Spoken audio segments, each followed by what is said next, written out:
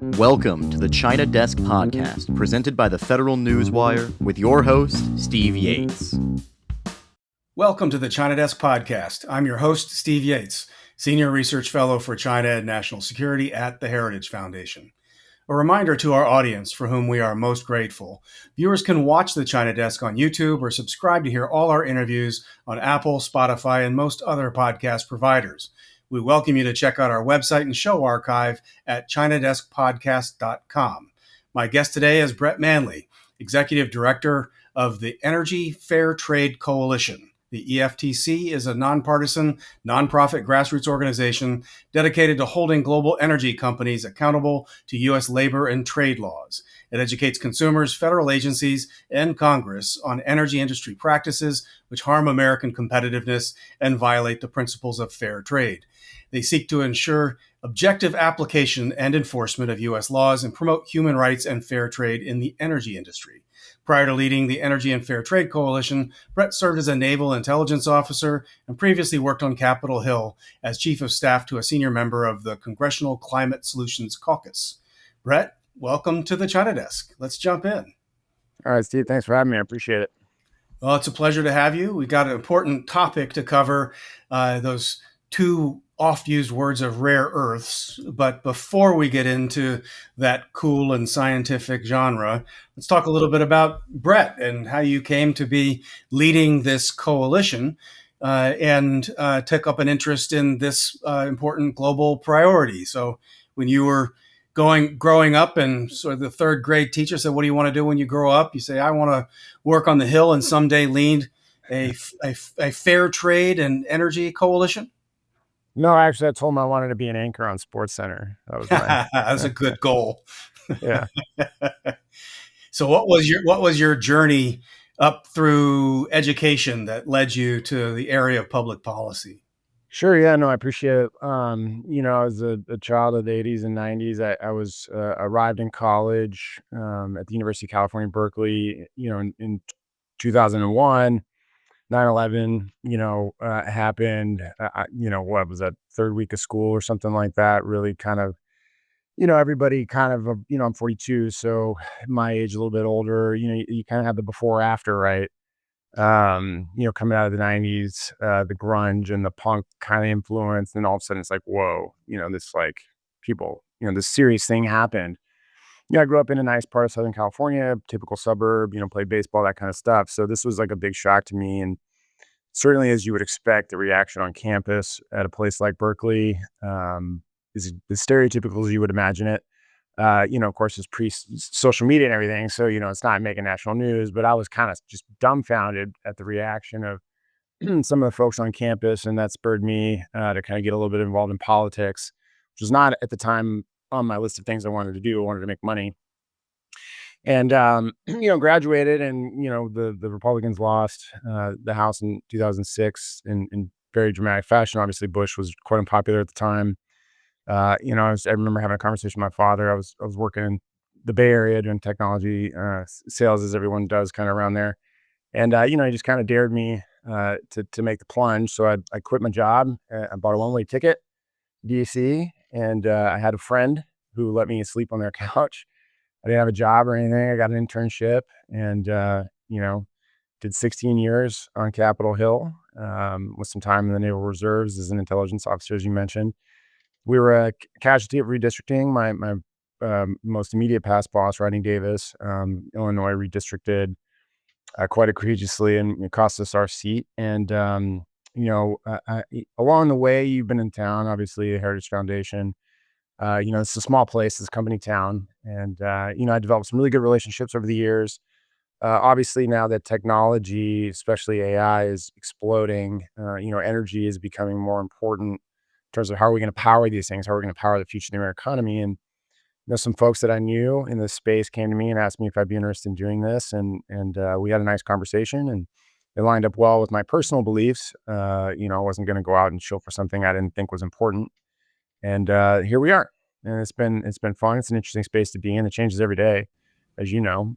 Yeah. And so, we're just trying to, I think educate folks, because a lot of times in the energy space, The supply chains are complex. The technology is complex. This is not, I hate to say this to a lot of people, but the United States, when it comes to some elements of the energy space, like solar, we are not the experts here. We don't own most of the IP. We're trying to catch up in a lot of ways, and just trying to educate folks on the things that we need to do to get beyond a press release or a headline into how this actually works on a day-to-day basis. Yeah. Before we jump into that, let's talk a little bit about how you cultivated your interest in the energy space and then the fair trade topic. These are sort of two interesting lines intersecting with what your coalition is doing. Yeah, so the energy space, like anything, you need energy to power AI, you need energy to power technology, you need energy to drive your car. I'm from California, and that state has kind of committed energy suicide over the last 10 to 20 years. They decommissioned all their coal plants. They were shutting down all the nuclear plants until they finally even realized that was insane and saved Diablo Canyon. I have family still out there. My brother, he lives in San Diego. His electric bill is $700 a month. Yikes. Uh, yeah, in a 1,500 square foot bungalow in San Diego. So I'm one of those conservatives who cares a lot about government policy and how it affects my pocketbook. And your energy bill and how you get around the fuel you put in your car and all that stuff is a daily expense that I care a lot about. And it also intersects with a lot of geopolitical and international issues that are important to the United States of America. And I think we have a right, and we should, if we won't care about the future of our country, be heavily involved in that. And to your second point on the fair trade element, I grew up kind of a traditional kind of what they used to call country club Republican. Free trade was the milieu of the Republican Party, right? And I remember being on the Hill during the last free trade agreement with Korea, and then Obama, of course, tried to pass TPP. And I remember my boss at the time, a guy from California, Jeff Denham. We actually had Democrats on our whip card because they were all voting no. They wouldn't support it, and times have changed incredibly since then. But I think Trump really, a lot of people get freaked out about a lot of things he says, but he really put, I think, forced Americans, or a lot of Americans, to grapple with the idea that if you turn your country into a service-based economy, which is what has primarily happened in the United States for the last 50 years, where we've outsourced manufacturing. If you turn it into a service-based economy, you really put yourself at risk if the supply chain becomes either convoluted to the point where you can't afford it, or controlled by someone who may have different geopolitical goals than you do. And as energy has become more important, that's become more of a concern. I said this to a reporter. Would you outsource our food production to a foreign country? And of course, the answer would be no. But energy, you can't do anything without energy. So I kind of put energy in that same bucket as food, national defense, those types of things. And so I think making sure that America has America's interest at heart when it comes to these topics is the most important thing. Yeah, well, it's very much in alignment with what we have talked about for this podcast. And Ambassador Bob Lighthizer is a friend to a lot of us, and he has helped sort of define where these things maybe have shifted over the years. And it is interesting being around Capitol Hill for a long time and feeling that there were opposing sides in the 90s that now have switched sides almost entirely on some of these principled issues. So interests and definitions have changed, but partly the world's changed. So one of the things that we never talked about in the 1990s was rare earths. We had the internet revolution going on, and information was going to change the world. It was going to be too fast for the authoritarians to keep up. It was like the final frontier of libertarianism around the world. But now in 2025, we're in an era where technology can and is used to control people as much as it is to liberate people, but also where trade no longer can ignore dependencies And there's, I think, an open question of whether you can have free trade with unfree systems. So I think we've got a completely different set of conversation points now. But let's pivot in, if you don't mind, into sort of definitions of how to talk about this. Begin at the beginning of when you get asked and see things in the news. People are talking about critical minerals, key mineral supplies. What are we talking here? Help us sort of set the table about the basic building blocks of this conversation. Yeah, I mean, critical. I appreciate that, and I think you know the way I view what you're talking about there is that when it comes to trade, the biggest question, whether it's free or fair, is are the trading partners' incentives aligned? And if they're not aligned, what do we need to do to align them to enter in that fair system, whether it's a free system you're trading with or not? Um, Rare earths, they've become more important, of course, right? Because the advancements in technology, we're able to do things that we couldn't do before. Elon's going to send a man to Mars, he says, right? And I believe him. You know, I think if you asked, you know, folks who grew up in the 60s and 70s who saw the moon landing, if you told them that, 95% or 90 to 95% of all the world's rockets launched in space would be launched by a private company controlled by one person, they would tell you that the world has collapsed and everything is insane, some dystopian future. But that's where we are, and because the technology has enabled it, and the United States has a business climate that allows for that type of risk taking and encourages it, and we should embrace that.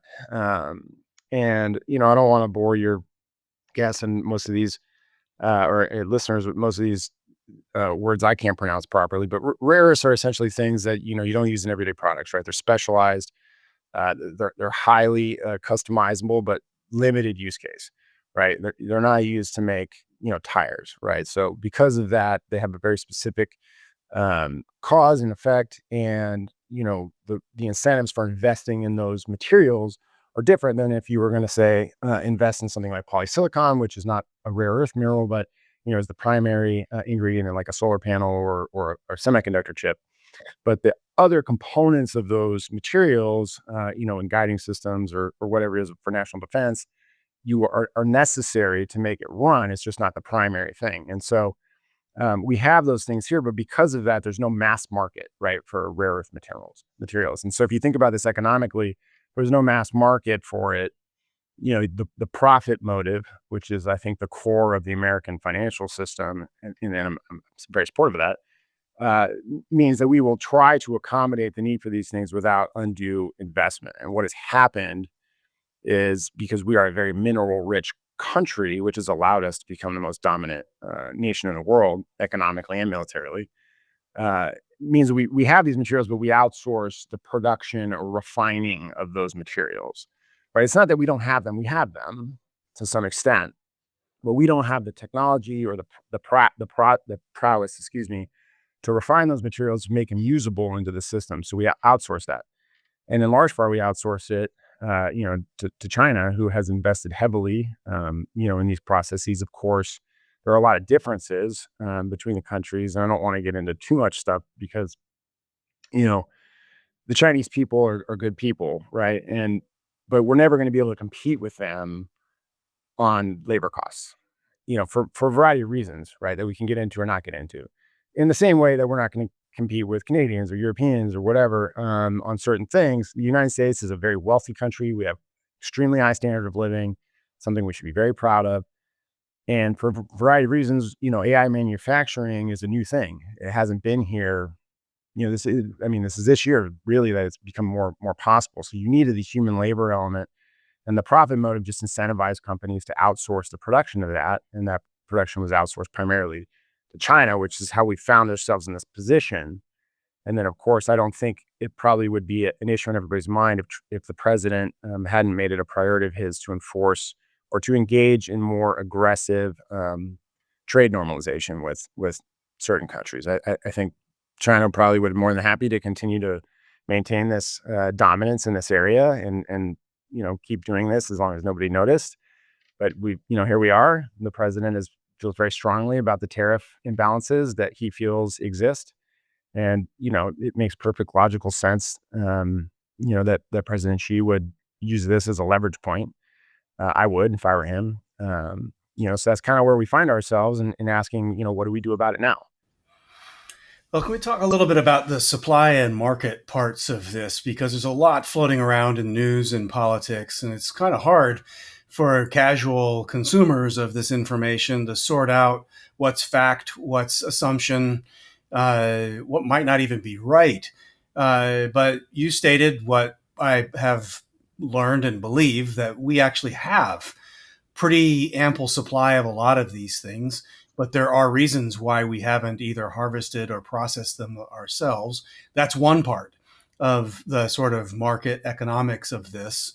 Maybe the regulatory state is another reason for that.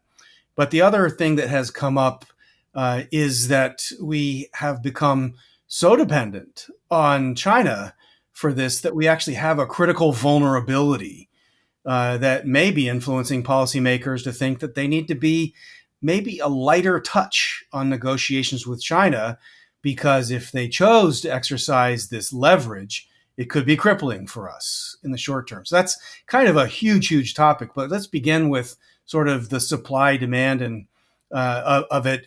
Do we really have enough of a supply ourselves? And what would it take, absent China's influence, for us to be better stewards of what we already have? Yeah, I mean, the supply question is hard to answer because, you'd have to really um, capitalize. We have explored our oil reserves. We have explored, those are known quantities. It's like Donald Rumsfeld used to say, we don't, the known unknowns. Because we have not prioritized this as a part of our economy, we haven't really invested the resources and the time into finding out, just how much we have here. And then the second element of that is the technology has changed so fast, so rapidly that it's like, what does this look like 10, 20, 30 years from now? What is the demand, the downstream demand? Because 30 years prior, when we were growing up, we didn't have this demand. So, and then certainly if something were to happen, the world were to go to war, that demand spikes. If we have times of peace, it comes down. So I think about it in terms, and I like to try to simplify this when talking to folks who don't follow this space. If you think about World War II, the United States, I don't believe, and a lot of people might get mad at this, we didn't necessarily win the war because we had the best military strategy in the world. There's a lot of people who might agree with that. But we could replace our tanks and airplanes faster than anybody else could, Yeah. right? We could sustain the losses because of our manufacturing might, and we had superior processes in place. We had superior economy in place. We had better access to resources, more energy than our adversaries did, and we could put those back on the field of play faster than our opponents could, which gave us an immeasurable advantage in warfare. If you were to enter into a similar situation now, and I'm not saying we're going to be at war with the Chinese or some other entity, but if you were, that would be a significant factor because of the advanced weapon systems we have today that use these materials. We don't have that process. There would be a lag time to develop it, some amount of time to develop the prowess. And so I put this back to a difference in political systems. Mainly, you mentioned, have people known about this, but because of it have been a lighter touch. In the United States, our election cycle is 2 and 4 years, right? And so politicians, because of that, are very hesitant to take risks, right? It encourages a risk-averse approach to policymaking. It encourages a status quo approach to policymaking. And, not every country in the world, most countries in the world don't have that, stressor. And so, as a result, the Chinese, for instance, are very good at thinking and planning 10, 20, 30 years in advance. They have the luxury of doing that. Their political leadership has the luxury of doing that. And I think that's largely been absent in the United States when it comes to these types of issues is what is this going to look like 20 years from now?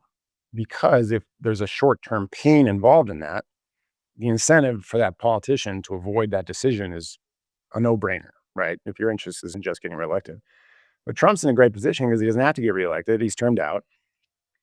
He's been talking about these types of things his whole life. So he obviously believes these.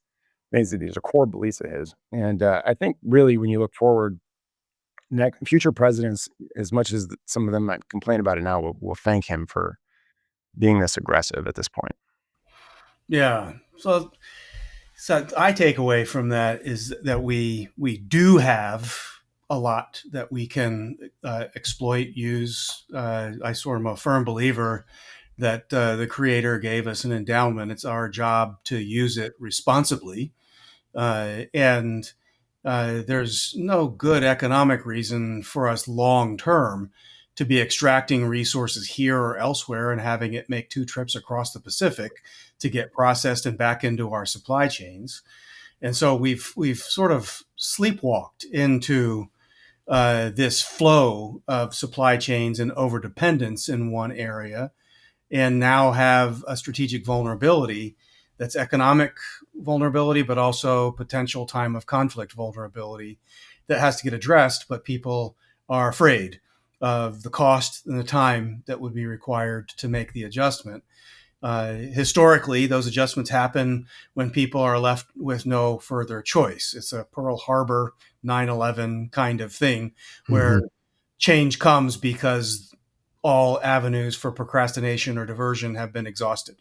Right. Hopefully, it doesn't come to that, but we're at least at the front end of a conversation of how to start going down that road.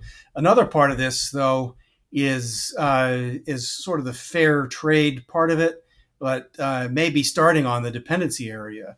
Uh, I You've warned that China could weaponize minerals like polysilicon and beryllium against the United States. What would that actually look like in practice? How quickly could it impact our energy infrastructure?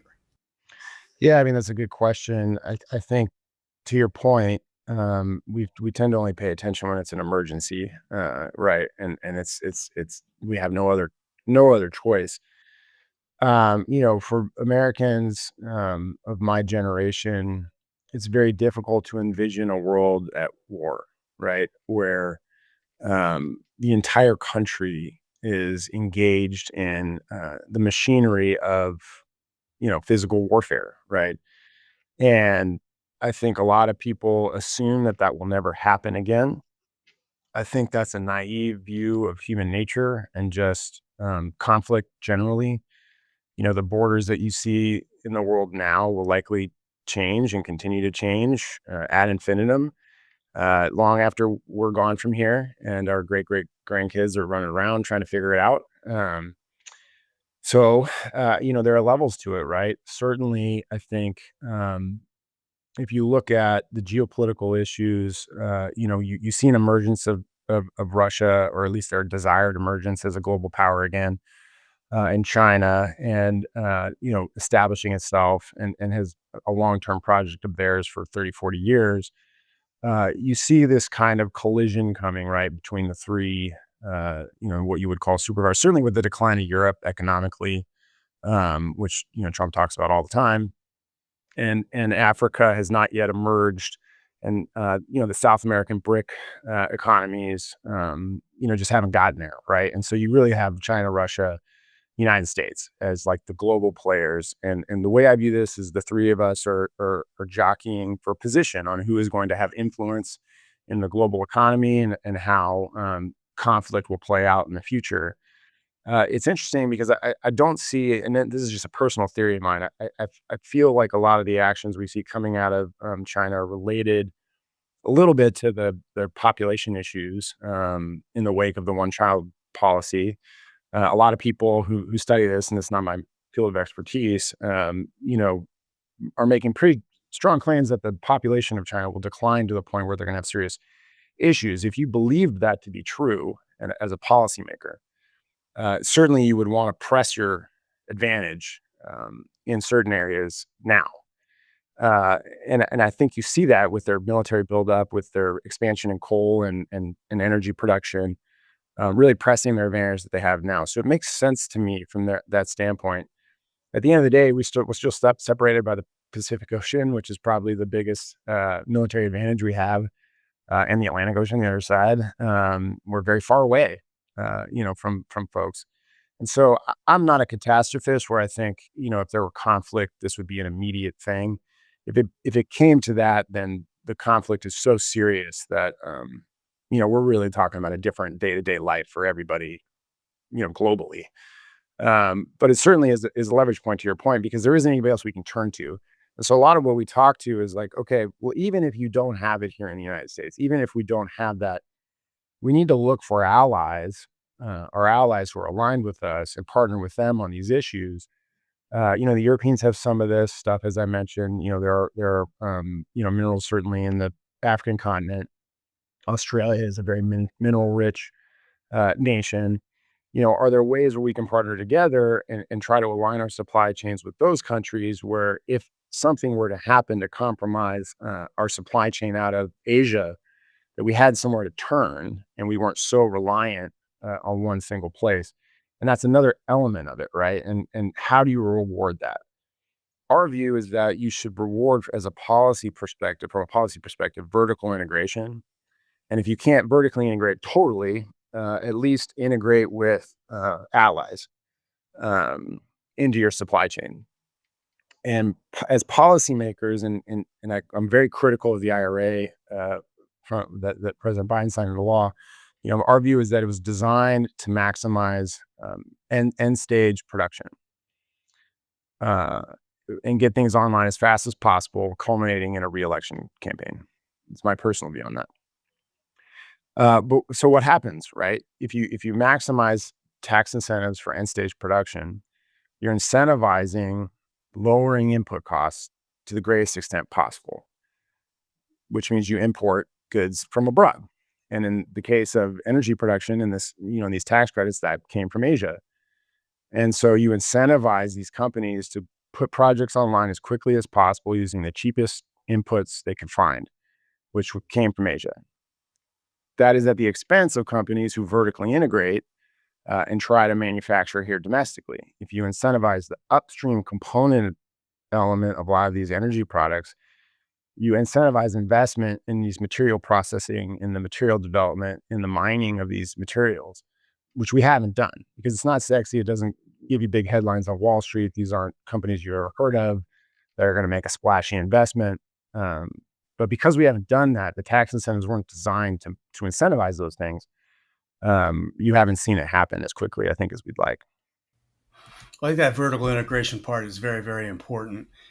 Can you talk a little bit about some of the trade issues that have come up? There are Section 232 investigations. What do people need to understand about when they hear these numbered sort of U.S. trade law kind of processes? They probably have no clue what that really means. They're going about their everyday life, worried about, do we have vulnerability or no, a shortage or no, or price is going to go up or down.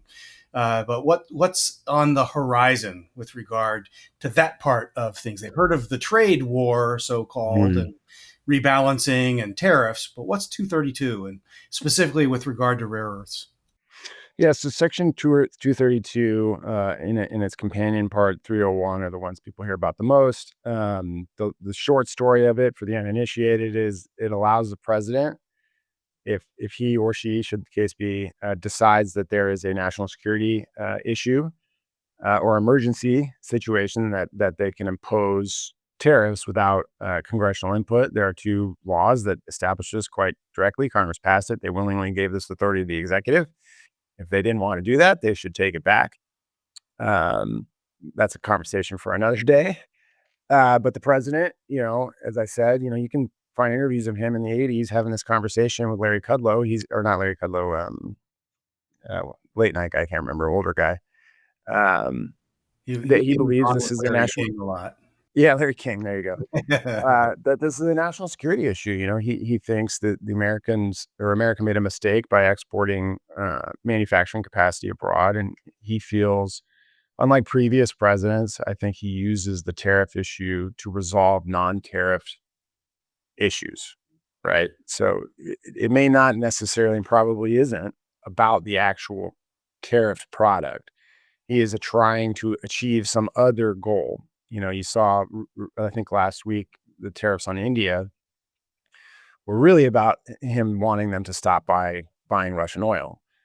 We can't force them to stop buying Russian oil, but he knows that if he can provide leverage with them on tariffs for that point. So I think you're going to see this continue for the next 3 years. What'll be interesting, from our standpoint, is does the future, whether it's a JD Vance or a Marco Rubio or a Democrat, were to win the next presidency, are they going to continue this practice? Right? If they see you obviously see that this works to some extent. So are they going to continue that? So I think, on the rare earths front, the president has said this is a national security issue. So he's going to tariff these programs. And what we would like to see in addition, right? Because you can't, I don't think, we don't view that you can just get there through tariffs, right? The supply chain, I liken it, it's like water, right? If your house is leaking and you plug it, the water just goes somewhere else and it leaks somewhere else. So what you see is you may tariff something from China, and so they'll move it to Vietnam or Malaysia or Korea, and then it enters the United States through that, trade point. And so now you're just paying for it twice, because you're paying for the tariff to go there, and then you're paying for the upcharge for the guy on the way by who distributed it to you, the arbitrage. So without that second component of incentivizing domestic investment, it's just a Band-Aid, right? And it's not going to cover the whole wound. So we'd really like to see some tax incentives. And you saw it a little bit as a conservative. I'm not in love with this approach. The government taking a stake in the mine, in the critical mineral mine in California. I think we should leave the private sector to the private sector and not engage in government ownership of these things. That you never know what the next government's going to do. So that should be a private enterprise. But certainly incentivizing the investment. The president has a lot of tools. If he's going to invoke 232, the Defense Production Act certainly would be a nice complement to that, and would validate the idea that it's an emergency. The Defense Production Act, for those who are unfamiliar with it, World War II is what they used it during then. It allows you to speed approvals, speed permits, do things faster. And you got to, cuts approval time down significantly, right? We talk a lot about permitting and how long it takes the government to regulate everything. Invoking the Defense Production Act would speed that along, significantly. Because ultimately, time is money. The longer capital sits on the sidelines, the more opportunity cost is lost to other investments. And so I think, in addition to the 232s, the president should really think about how do we incentivize financially through tax incentives, domestic production, and can we speed up the projects by invoking the Defense Production Act? Well, I've mentioned defense and emergency a couple of times as sort of some of the buzzwords that come through as the legal authorities for doing some of these things. We talk for a minute about what the vulnerabilities are potentially in our military systems. Yeah, I mean, I'm not a weapons expert, so I don't take it with a grain of salt here. But a lot of our guided missile capacity and capabilities are governed with a complex set of materials that require access to rare earth minerals. And these are systems that cannot be reproduced. I mean, you can reproduce them rapidly, but you expend them very quickly. I'm not going to compare the United States to Iran, of course, but Iran, you saw this happen in their short conflict with Israel. They ran out of missiles very quickly. If you're firing 100, 200, 300, 400 a day, again, we have the advantage here of being separated by two very large oceans from anybody wishing to do us harm. But as you saw in the Cuban Missile Crisis, it wouldn't be out of the question for someone to gain access to a nearby location. And so being able to reproduce those materials, is very important. Another anecdote, you mentioned in the teaser, I was in the Navy as an intelligence officer. I was attached to a unit with the Air Force about, we were very focused on space warfare. I think the president got a lot of grief for that in his first term, but certainly the militarization of satellites in space is an issue that military leaders are concerned about. Materials and critical minerals that go into our satellites are not easily replicated. Certainly space launch is difficult. If you were to target a GPS system in space, you could knock out a significant military capability of the United States relatively quickly. It'd be very difficult to replace that in a speedy fashion, certainly we could replace it. But I mean, when you're talking days, critical days or critical weeks, it would be very difficult to do that. And so I think it's important uh, to remember, and I think appreciate the one thing I appreciate the most, I think, about the president is dealing with the world as it is, not as we wish it would be. And if you deal with the world as it is, then that leads you to the right decision, right? Most of the time. We should still strive to arrive at a world we would like it to be, right? But that doesn't mean we can wish away the problems that exist now. And certainly, from a military standpoint, setting aside all the procurement issues, like let's assume we fix the procurement issues. And I know Heritage talks a lot about this from the military standpoint. Your whole military department talks a lot about the procurement problems. If let's say we resolved all that, you still need the inputs to procure the system, right? And so, if you don't have an accurate accounting of the inputs you have, then you have a vulnerability, whether it's steel, rare earth minerals, fuel, whatever. We'll talk for a minute about what some of these minerals are. I mean, I think copper, tellurium are ones that come up a lot. But what besides those might be others that are a particular concern for the United States in terms of dependency on China? Yeah, I mean, they have again, it's more of a processing than mining. And so I don't want to focus too much on like the names of these things or where they come from on the periodic table, Prometheum or whatever. Sometimes the deposits are economically challenging to extract because it's like the machinery needed for it is very specialized. And so, it's not something you're going to build a dedicated version. It's not something you're repurposing from somewhere else. Um, but they come from, primarily it's like 15 to 17 minerals we're talking about. It's not like an unlimited number of things. They go into, electronics, renewable energy, of course, and high tech, anything high tech. Yttrium is one, scandium are one of them. There's 15, I want to call them lanthatides, I think is the word that you use for that. So these aren't household product names that we're talking about. But I do want to emphasize again that we're talking about specialized processes, which we don't have because we've exported that capability. We don't own the IP for how to extract them. A lot of these minerals are byproducts, right? You mentioned tellurium. That's a byproduct of copper mining. Right? It's not something that you would ever manufacture on its own. It was something we discovered from mining copper. We get a lot of tellurium from Russia, incidentally. It's another vulnerability there.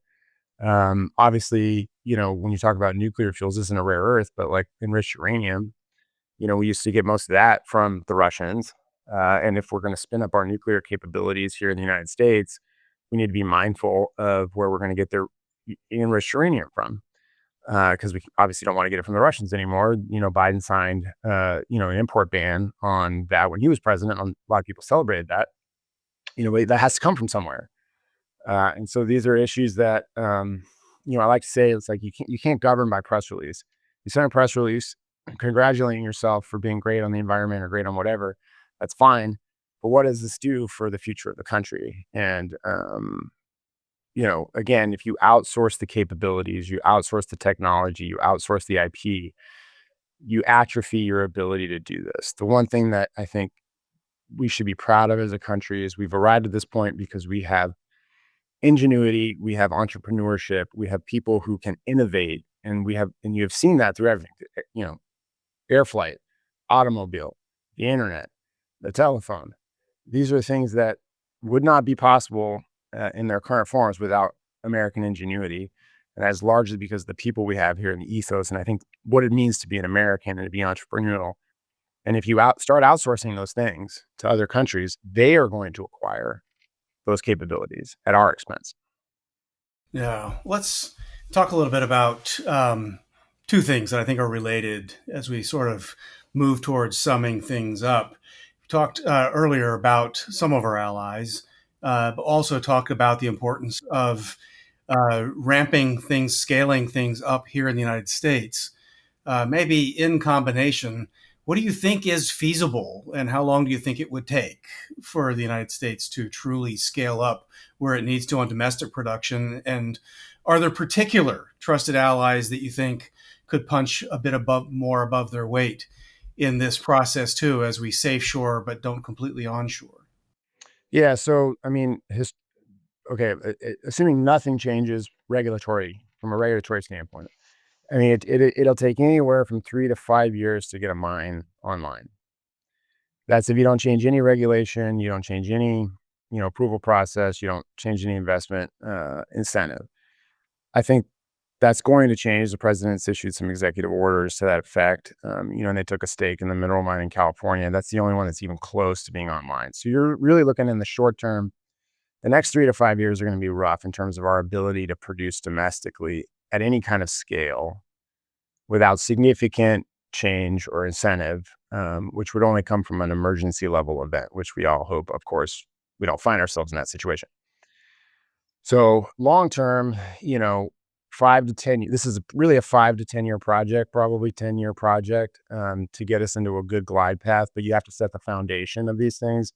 Money, like anything, as in a free market, likes investment security. They like certainty. And so another reason the 232 and 301 tariff actions, in our view, are not sufficient because they don't provide that regulatory certainty. They don't provide the investment security for, these are hundreds of millions of dollars investments, right?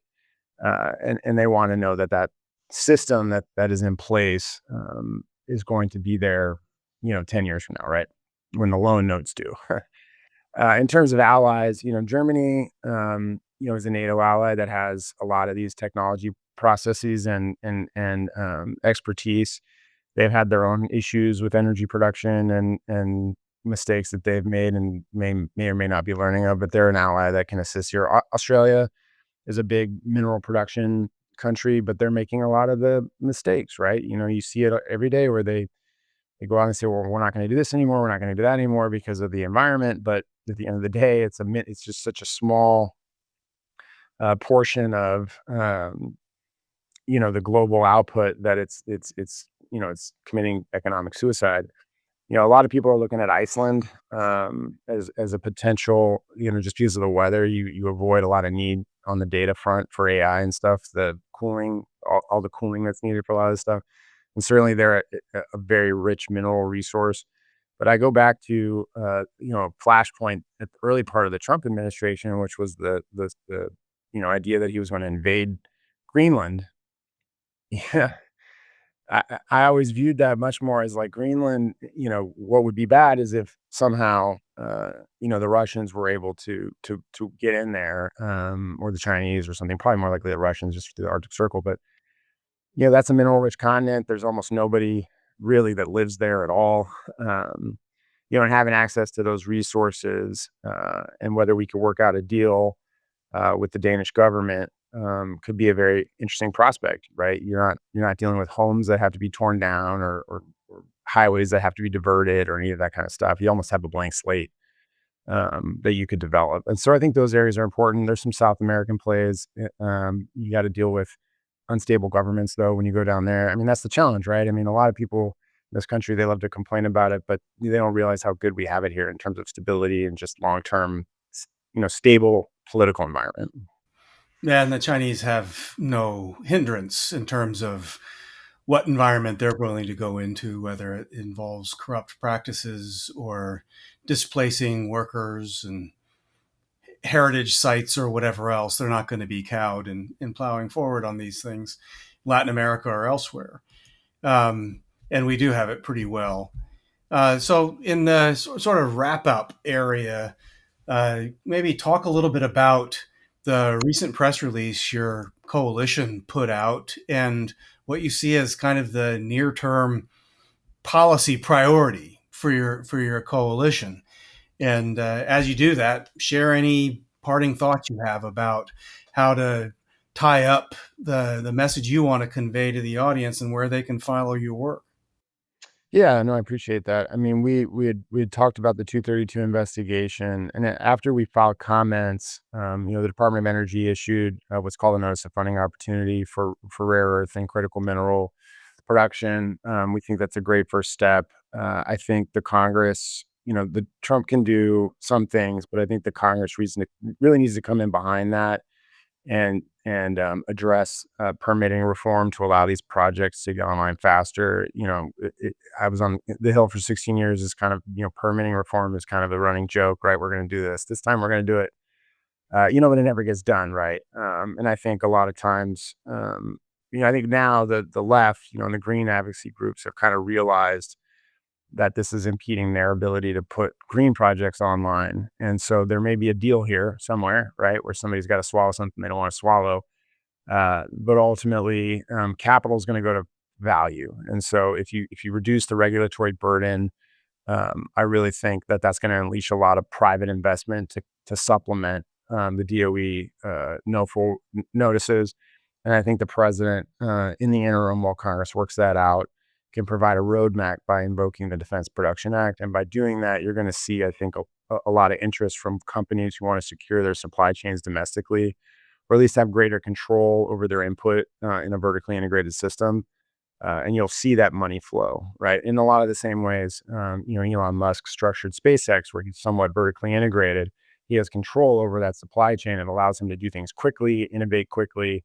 And it wouldn't be possible. That's why he can undercut, NASA on a space flight, because he's vertically integrated. He doesn't have all these cost plus contracts going everything up. And so I think those three things, right? The investment from the federal government, speeding up permitting and reviewing, which is NEPA reform, really, and then invoking the Defense Production Act, I think, are the big three things. Finally, I'll say, you have to enforce the law. There's a law in the books, the Uyghur Forced Labor Protection Act, that says you can't import products from the Uyghur region of China. Of course, if you're a company in China, you are legally prohibited from complying with that law because it targets the Chinese economy. And so it becomes a very opaque situation.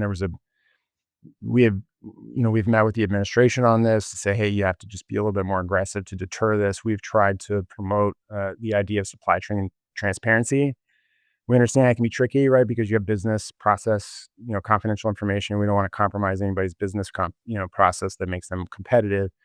But if you don't have an idea, the idea is, okay, if you want to do business with the federal government in the United States, we think this is reasonable. If you're going to do business with the federal government in the United States, which a lot of these companies do, that's tax dollars. Those are taxpayer dollars, and taxpayers have a right to know if you're complying with the law. And so they should, there's a questionnaire that DHS puts out. They should post that publicly. The people should have a right to see it, and they can see, okay, which of these people, where is this stuff coming from? And that way the government can enforce that law a little bit better, because at the end of the day, when it comes to forced labor, detaining it is great.